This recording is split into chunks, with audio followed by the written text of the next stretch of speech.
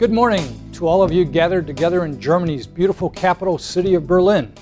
I wish I was there. I'd love to be able to discuss IEC 61850 topics with you in person. Do a little networking. Perhaps next year we'll be able to do so. We've got a full slate of slides to present, discussions we've had with people active in the community, observations from our own 3 flagship studies, and some insights provided by current users and by some of the consultants that are important to helping American firms move forward with 61850. One of the methods by which our company keeps in touch with the international community of electric power utilities is via our long-term commitment to SCADA working groups. You can see in this chart that we've been involved in a number of major working group level activities related to 3 areas: substations, protection and control, and control systems over the years. We began conducting market studies on telecommunications protocols used in multiple control systems back in the early 70s, and we began working at the same time on telecommunications issues as they affected the world's industrial and utility companies. Currently, we're active in D2.46 work on cybersecurity topics, and as these relate directly to 61850. Some of the 61850 research findings from North American-based companies, in addition to our own, show that indeed progress has been slower than what we see in Europe and in other nations around the world. There are a few reasons for that, and we'll explore those in subsequent slides during this presentation. We're going to take a look here at 2 comments provided by major consultants at work on 61850 conversions, implementations, tests, and so forth in North America, both the US and Canada. So the first is from Ralph Makowitz, who is a principal with Cisco, and he has been working in 61850 related topics, helping utilities make the move over to 61850 for a number of years. He's a great thought leader on this topic, and he has a training video that helps utilities better understand why they should make the move to 61850. The second comment is provided by Jim Coates, the CEO of Triangle Microworks, also represented at the conference. And again, his bottom comment there is we've seen an increase in 61850 simulation and testing projects in the US in the last year, and we believe this trend will continue. And we also, at Newton Evans, believe the same thing. Now, this rather complex chart shows similarities and differences, the multiple approaches to evaluating the electric power grid as it continues to evolve and modernize. For this example, we're comparing the findings of our 3 flagship studies into 2 categories: the similarities and the differences between North America and the international community. We could have provided a comparison of findings between Western nations and having an mature electrical grid, and the Asian, Latin American, and African countries still in development of their grids. Substantial differences can be found based on the maturity of the electric power systems and industry in each of the world's 200+ countries. Developing nations have the opportunity to leapfrog over the West and construct and operate a complete 21st century approach to both telecommunications and electric power development, while industrialized countries must continue to support an older but still reliable technology-based approach to grid operations. You remember, keep in mind that our grids have been in place for more than 100 years now. Still evolving, still modernizing, but carrying from what already exists. When we look at protocols, our studies and the observations of others reflect the reality of North America's power utility structure and our grid architecture. We have a relative handful of very large utilities that serve multiple millions of customers, a few hundred mid-sized utilities, and more than 2,000 utilities, each serving fewer than 50,000 customers. These smaller utilities have either the need for the knowledge of, or the resources, both human and financial, to support a transition from DNP3. This protocol, the DNP3 protocol, as it's evolved over the decades, and as it has become an IEEE standard, it's robust, it's efficient, compact, and compatible with a wide range of equipment, but it has itself become more complex and subtle over time. Why? It's the increasingly demanding industrial applications that are now part of the challenge. SCADA concepts are technically simple, but field applications surrounding the SCADA system itself are becoming more complex because they integrate several types of equipment that can be set up or troubleshot due to variances in the vendor implementations of not only DNP but any protocol. The 2012 version of the standard includes features for secure authentication, version 5, pretty much up to date. The previous version of secure authentication in the protocol used pre-shared keys only. The new version is capable of using PKI, or public key infrastructure, and it facilitates remote key changes. Let's now take a look at the findings of 3 major studies that reflect the insights of relay engineers, their perspective, substation planners from their perspective, and then the folks who sit in the control center itself, operations officials. Each report found concerns that more or less mirror each other when it comes to telecommunications especially, and to the use of control systems. First, let's look back.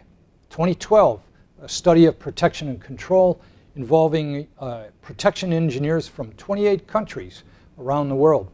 Note the dominance at that time of DNP3 usage in North America, and a significant usage at that time internationally as well. So when we asked in 2012, what do you use? What components of 61850 are you being used in new projects? What we had then was a base of 9 North American users and 20 international users. And you can see that in North America especially, the darker color on the bar graph is that goose messaging was by far the most prevalent component of IEC 61850 in use, both here and internationally. Note the differences in 2016 from 15 North American users and 28 international users. Here, with more usage from North America, we see a slightly different pattern of use, more use of 61850 technical features among the international community, still lagging behind were the North American users. But they were spreading their usage into the various components in addition to goose messaging. Now, when we ask these relay engineers less than 24 months ago what the usage indicators were at that time for their views on substation automation, their own work in protection and control, and SCADA, you can see the viewpoints, the changes between North American observations and the international community. Sharp differences in overall 61850 usage between these communities. So, again, the final slide on the relay personnel was the different relative use levels for both process bus and goose messaging. Internationally, the 61850 user community was much more likely to be using both process bus and goose messaging. North American users continuing to rely primarily on goose messaging alone.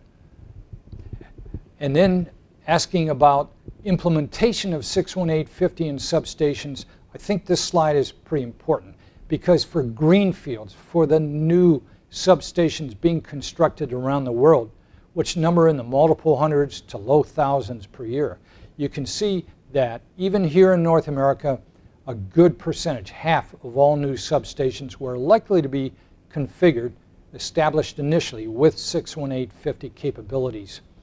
For brownfields or existing substations, however, retrofit applications, very low, 17% is what we observed versus 42% in the rest of the world. And keep in mind too, that just in the counting of primary substations around the world, there are about 250,000 substations, both transmission level and distribution level, or HV and MV substations, and millions more of secondary substations. So now we're moving on to discussing what the substation planners themselves observed, and you can see this slide parallels very closely what we saw with the protection engineering community. So again, you see internationally strong adoption rates for 61850 from the substation planner or engineer's perspective. And in this chart, we see the level of automation expressed by respondents who are substation personnel. And you can see that internationally, due in large part to developing nation participation in this study, that they feel their existing transmission substations really had a long way to go with automation. Different perspective on North America. Even though there was less use of 61850, there was instrumentation, automation in place in almost every major transmission level substation. Then we turn to distribution or MV substations, and you can see quite a different perspective here, different viewpoints. Not much automation internationally, a good amount domestically, US and Canada, but there's a long way to go to provide some automation level to thousands of existing MV substations operated by the DSOs of the world. And then moving on to the perspective of operations people, note the similarity with the views expressed by their counterparts earlier in the slides we saw with substation people and the protection people. Very similar results, North America versus international community.